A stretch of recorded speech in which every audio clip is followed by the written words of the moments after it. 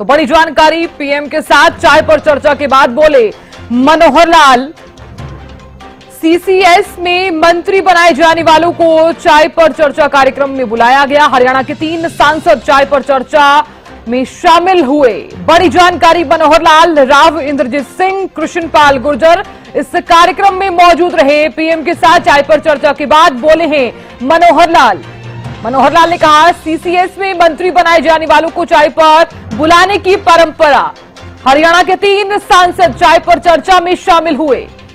तो एक बड़ी जानकारी, मनोहर लाल, राव इंद्रजीत सिंह, कृष्णपाल गुर्जर चाय पर चर्चा में शामिल हुए। बता दें कि नरेंद्र मोदी के साथ चाय पर चर्चा के बाद बोले हैं मनोहर लाल।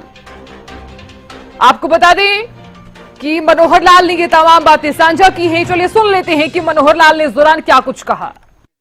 हरियाणा में मेरे अलावा राव इंद्रजीत सिंह जी और कृष्णपाल जी दोनों लोग आते हैं। सर, तीसरी बार प्रधानमंत्री बनेंगे, 100 दिन का कार्यकाल महत्वपूर्ण देखने को मिलता है। इस तरह की चर्चा भी बैठक में हुई है।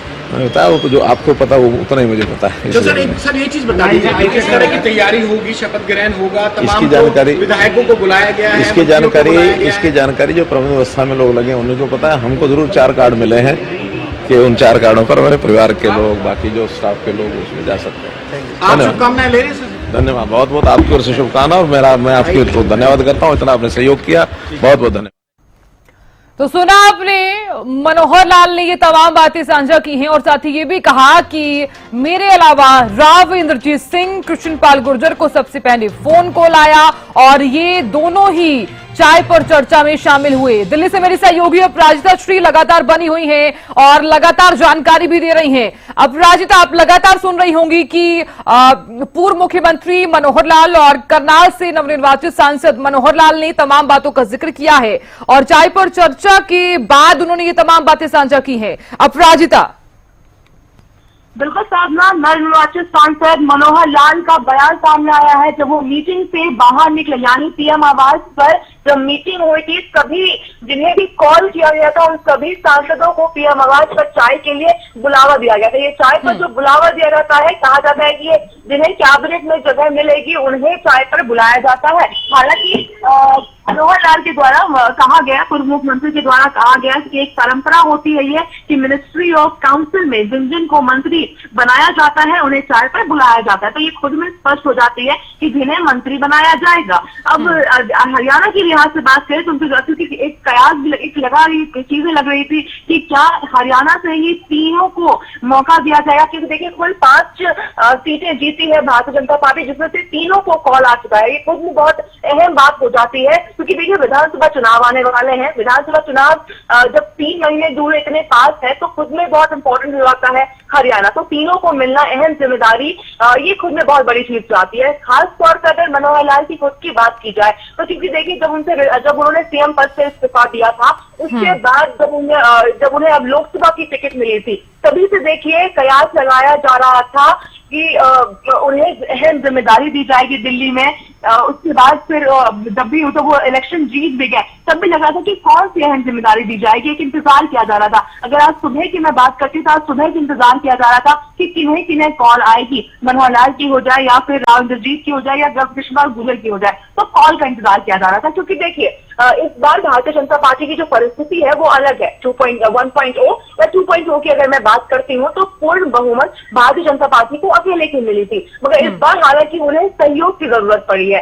सहयोग की जरूरत पड़ी है जिसकी वजह से जो मंत्री जो कैबिनेट होने वाली है, तो उस कैबिनेट में जो सहयोगी दल है उन्हें भी जगह देनी होगी। जेडीयू हो जाए, एलजेपी हो जाए, हम हो जाए या फिर टीडीपी हो जाए, चंडीगढ़ हो जाए, सभी को एक जगह देनी होगी। तो कहीं ना कहीं लग रहा था कि मौजूदा जो मंत्री थे, जो 2.0 में मंत्री थे, उनकी टिकट भी कट सकती है, इस तरह की उम्मीद कहीं ना कहीं लग रही थी लोगों को। हालांकि वापस से राव इंद्रजीत को रिपीट किया गया है, कृष्णपाल को रिपीट किया जाएगा। अब कौन सी जिम्मेदारी उन्हें दी जाएगी ये देखने के लिए इंतजार करना होगा। बिल्कुल, कोई ऐसी जानकारी भी सामने आ रही है अपराजिता कि क्या जिम्मेदारी नहीं दी जा सकती है? क्योंकि अगर मैं करनाल से नवनिर्वाचित सांसद मनोहर लाल की बात करूं तो ये मनोहर लाल जो है वो नरेंद्र मोदी के काफी ज्यादा करीबी भी हैं और काफी विश्वास पात्र भी रहे हैं, क्योंकि ये गुड बुक में भी शामिल हैं पीएम मोदी की।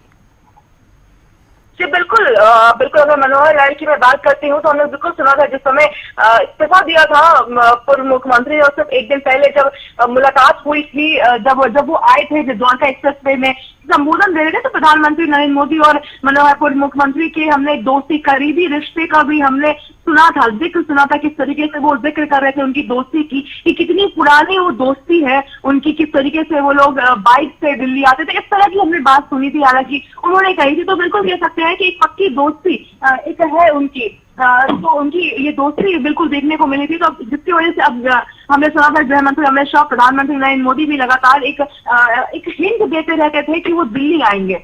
तो अब फाइनली ये चीज भी देखने को मिलेगी, बस थोड़े समय का इंतजार है जब देखा जाएगा कि क्या उन्हें जिम्मेदारी दी जाएगी। जब आज शाम को तो इवेंट होने वाला है 7:15 बजे, जब ओथ सेरेमनी होने वाली है, उसमें मालूम पड़ेगा कि किसे क्या जिम्मेदारी दी गई है। बिल्कुल अपराजिता, आपने सही कहा बिल्कुल, क्योंकि देखिए मोदी कैबिनेट में ये जो 3 चेहरे हैं जिन पर भरोसा जताया गया है, और हरियाणा की ये 3 ऐसी नवनिर्वाचित सांसद हैं जिनका अनुभव कह लें या फिर ये कह लें कि कामकाज के आधार पर यहाँ पर भरोसा इन पर जताया गया है। अपराजिता, कोई ऐसी जानकारी सामने आ रही है कि अभी जिस तरह से शपथ ग्रहण जो कार्यक्रम है वो 7:15 पर शुरू हो जाएगा, उस कार्यक्रम को लेकर कोई फिलहाल जानकारी सामने आ रही हो?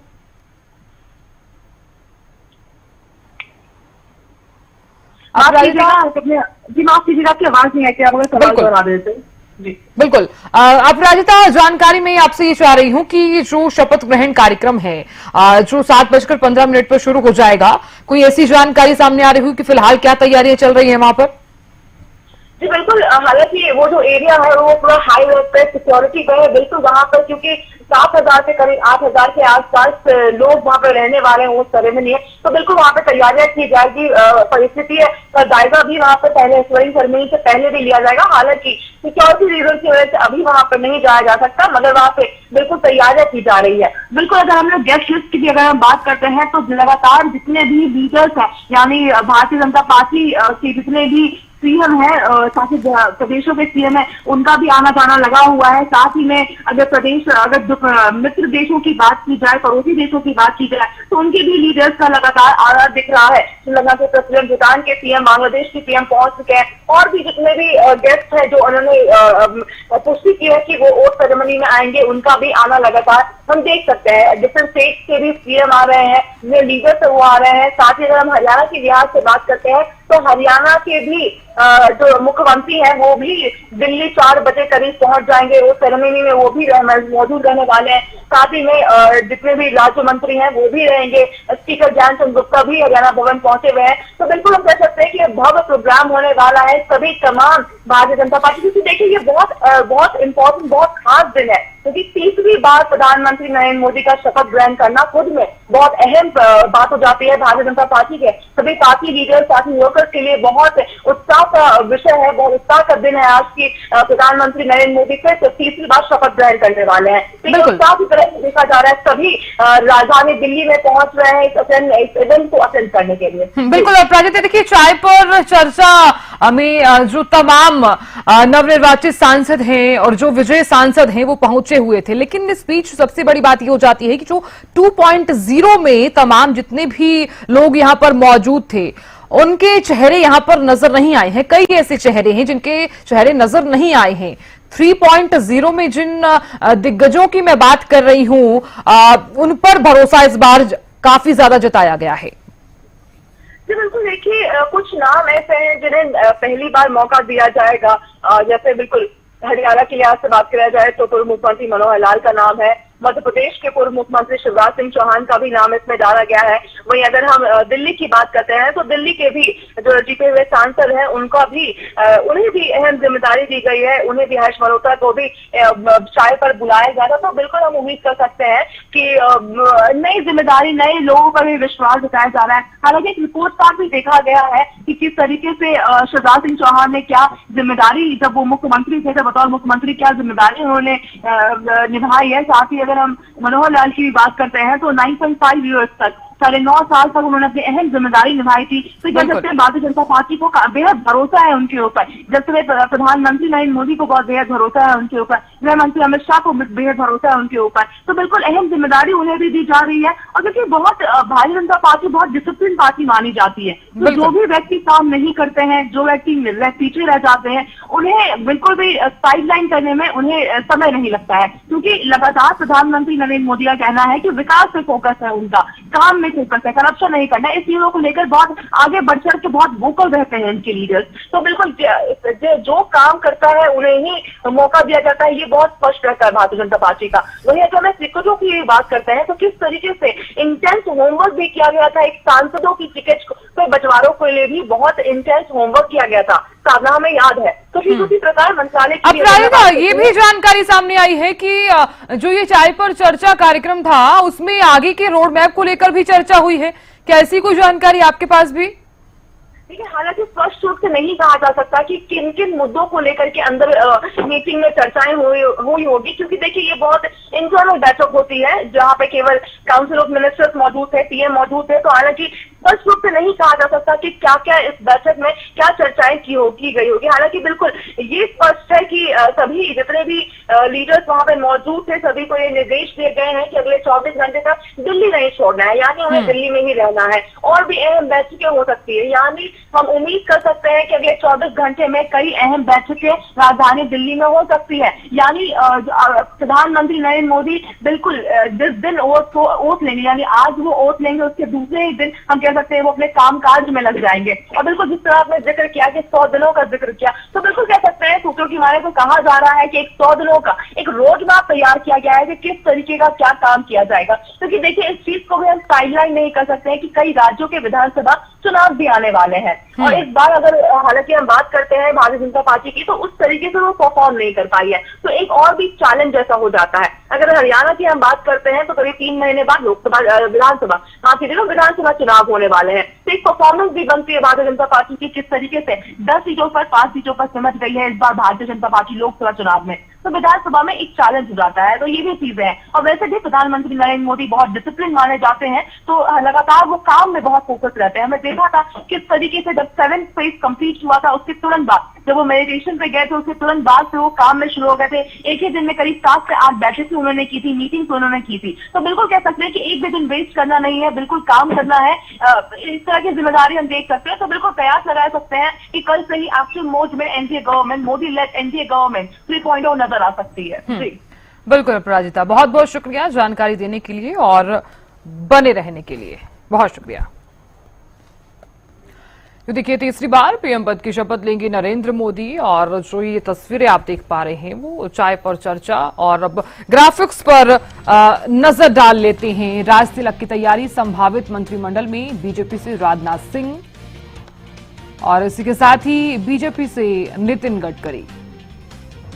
तो ये वो संभावित मंत्रिमंडल जो बीजेपी से अमित शाह और JP Nadda, Arjun Ram Meghwal, LJP RV से चिराग पासवान, जेडीयू से रामनाथ ठाकुर, बीजेपी से Sarbananda Sonowal, JDS HD Kumaraswamy, BJP से शिवराज सिंह चौहान और ज्योतिरादित्य सिंधिया। संभावित मंत्रिमंडल में कौन कौन से चेहरे हैं उनका हम जिक्र कर रहे हैं। हरियाणा की बात कर लेते हैं और इधर हमसे जीतन राम मांझी, जेडीयू से ललन सिंह, शांतनु ठाकुर, प्रताप राव जाधव, बीजेपी से कमलजीत सहरावत, बीजेपी से प्रहलाद जोशी और राजनाथ सिंह। तो राज तिलक की तैयारी, संभावित मंत्रिमंडल में कौन कौन से चेहरे हैं, इनका हम जिक्र कर रहे हैं ग्राफिक्स के माध्यम से। अमित शाह